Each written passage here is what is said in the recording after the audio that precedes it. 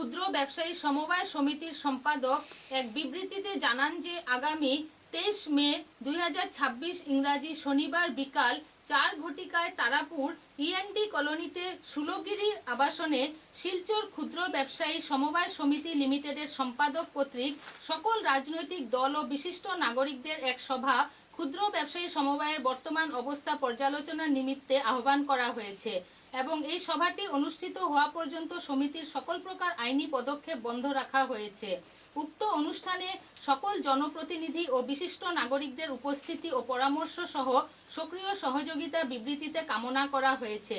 শ্রী সুজিত দেবনাথ, সম্পাদক, শিলচর ক্ষুদ্র ব্যবসায়ী সমবায় সমিতি লিমিটেড। আগামী 23শে মে শনিবার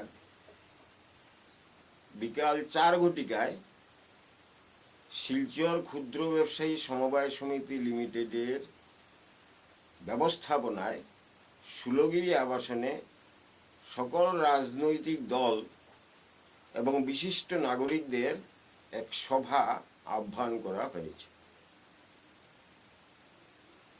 এই সভাটির পূর্ব পর্যন্ত শিলচর ক্ষুদ্র ব্যবসায়ী সমবায় সমিতি লিমিটেডের পক্ষ থেকে সকল ধরনের আইনি পদক্ষেপ বন্ধ করে রাখা হয়েছে।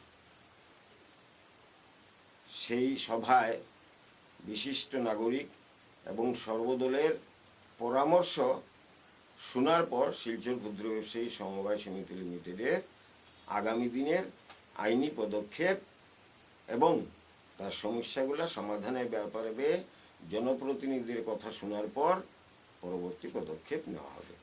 আপনাদের সকলের উপস্থিতি, উপযুক্ত পরামর্শ এবং সক্রিয় সহযোগিতা একান্ত কাম্য।